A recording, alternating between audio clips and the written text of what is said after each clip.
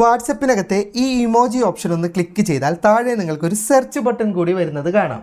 ഭൂരിഭാഗം ആൾക്കാർക്കും ഈ സെർച്ച് ബട്ടനെ കൊണ്ടുള്ള പ്രയോജനങ്ങൾ അറിയില്ല. നമുക്ക് വളരെ വളരെ ഉപകാരപ്രദമായ ഓപ്ഷനാണ് ഈ സെർച്ച് ബട്ടനകത്ത് കിടക്കുന്നത്.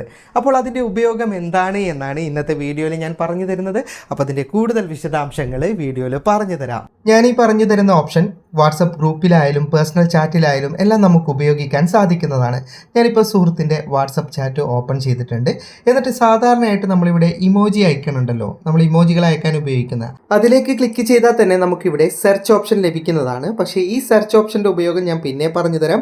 അതിനു മുമ്പ് ഇവിടെ അവസാനം നിങ്ങൾക്ക് സ്റ്റിക്കറിൻ്റെ ഓപ്ഷൻ ഉണ്ടല്ലോ, അതിലേക്ക് ക്ലിക്ക് ചെയ്യുക.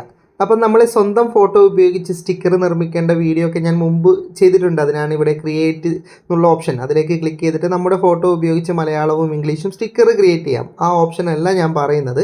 അല്ലാതെ തന്നെ നിങ്ങൾക്ക് ഇവിടെ മുകളിൽ സെർച്ച് ബട്ടൺ കാണാം. അതിലേക്ക് ക്ലിക്ക് ചെയ്താൽ ഇങ്ങനെ ഒരു ഓപ്ഷൻ ഓണായി കിട്ടും. മുകളിലായി സെർച്ച് ബാർ കാണാം. ആ സെർച്ച് ബാറിൽ ഞാൻ ഇംഗ്ലീഷിൽ മലയാളം എന്ന് ടൈപ്പ് ചെയ്യുകയാണ്. ഇപ്പം നിങ്ങൾക്ക് കാണാം താഴെ നിരവധി മലയാളം സ്റ്റിക്കറുകൾ വന്നിട്ട്, അതും എല്ലാം ആനിമേറ്റഡ് സ്റ്റിക്കറുകളാണ്. പോടൈ, തള്ള്, അതുപോലെ തന്നെ സിനിമകളിലെ ഡയലോഗുകളിലെ ശ്രദ്ധിക്കേണ്ട അമ്പാനെ പോലെയുള്ള മലയാളത്തിലെ പ്രശസ്തമായ ഡയലോഗുകളുള്ള സ്റ്റിക്കേഴ്സുകൾ, അങ്ങനെ നിരവധി ആനിമേറ്റഡ് ആയ സ്റ്റിക്കറുകൾ മലയാളം തന്നെ ഇതിനകത്തുണ്ട്. മുമ്പൊക്കെ ഇങ്ങനെയുള്ള സ്റ്റിക്കറുകൾ ലഭിക്കണമെങ്കിൽ നമ്മൾ സ്റ്റിക്കർ പാക്കൊക്കെ ഇൻസ്റ്റാൾ ചെയ്ത് അത് വാട്സപ്പിലേക്ക് കൊണ്ടുവരണം. ഇപ്പോൾ അതിൻ്റെ ഒന്നും ആവശ്യമില്ല. എല്ലാ മലയാള ഡയലോഗുകളും താഴോട്ടേക്ക് സ്ക്രോൾ ചെയ്യുന്നതോടെ പുതിയ പുതിയ സ്റ്റിക്കറുകൾ വരും. ഇപ്പോൾ എൻ്റെ ഇൻ്റർനെറ്റ് സ്ലോ ആയതുകൊണ്ട് താഴേക്ക് ലോഡാകാത്തതാണ്. ഇതുപോലെ നമുക്ക് സ്റ്റിക്കർ പാക്ക് ഒന്നും ഇൻസ്റ്റാൾ ചെയ്യാതെ ഓണം, വിഷു എന്ത് വേണമെങ്കിലും നമുക്ക് സെർച്ച് ചെയ്തെടുക്കാം. ഈദാണെങ്കിൽ ഇതിനെക്കുറിച്ച്, ഇനി ബർത്ത്ഡേ സ്റ്റിക്കേഴ്സുകളാണെങ്കിൽ അതിനനുസരിച്ച് ജസ്റ്റ് സെർച്ച് ചെയ്താൽ തന്നെ മലയാളത്തിൽ ഇപ്പോൾ നിരവധി സ്റ്റിക്കറുകൾ വാട്സപ്പിനകത്ത് തന്നെ വന്നിട്ടുണ്ട്. ഇനി തൊട്ടടുത്ത് തന്നെ ജിഫ് എന്ന് പറയുന്ന ഓപ്ഷൻ ഉണ്ട്. ഇത് ഒരുപാട് ആൾക്കാർ അറിയുണ്ടാകും. അതിലേക്ക് ക്ലിക്ക് ചെയ്താൽ ഇപ്പം മലയാളം എന്നാണ് മുകളിൽ സെർച്ച് ചെയ്തിട്ടുള്ളത്. അതുകൊണ്ട് തന്നെ മലയാളം റിലേറ്റഡ് ആയിട്ടുള്ള നിരവധി മീമുകൾ ഇതിനകത്ത് വരുന്നുണ്ട്.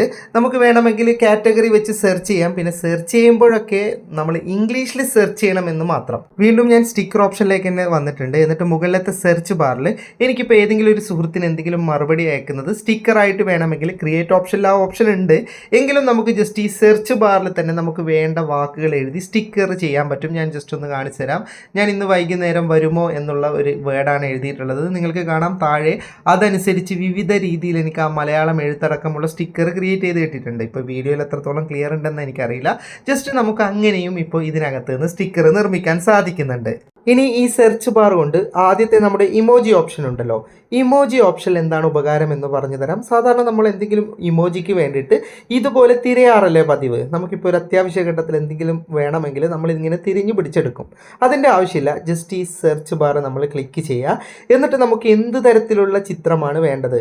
ഹാപ്പി ആണെങ്കിൽ ജസ്റ്റ് ഹാപ്പി എന്ന് നിങ്ങൾ അവിടെ ഇംഗ്ലീഷിൽ ടൈപ്പ് ചെയ്ത് കഴിഞ്ഞാൽ ഹാപ്പി ആയിട്ടുള്ള എല്ലാ ഇമോജികളും ഇതുപോലെ മുകളിൽ വരും. ഇതുപോലെ തന്നെ നമ്മൾ സാഡ് എന്നാണ് സെർച്ച് ചെയ്യുന്നതെങ്കിൽ ദുഃഖകരമായത് വരും. അതുപോലെ ബർത്ത്ഡേ എന്നാണ് സെർച്ച് ചെയ്യുന്നതെങ്കിൽ ബർത്ത്ഡേ സംബന്ധമായത് വരും.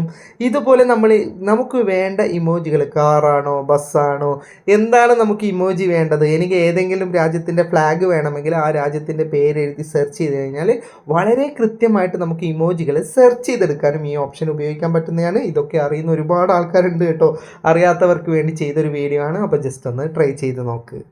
വീഡിയോ ഇഷ്ടപ്പെട്ടെങ്കിൽ ലൈക്ക് ചെയ്യുക, നിങ്ങളുടെ അഭിപ്രായം കമൻറ്റ് ചെയ്യുക. ഒരുപാട് സുഹൃത്തുക്കൾക്ക് ഉപകാരപ്പെടും. ദയവായി ഷെയർ ചെയ്യുക.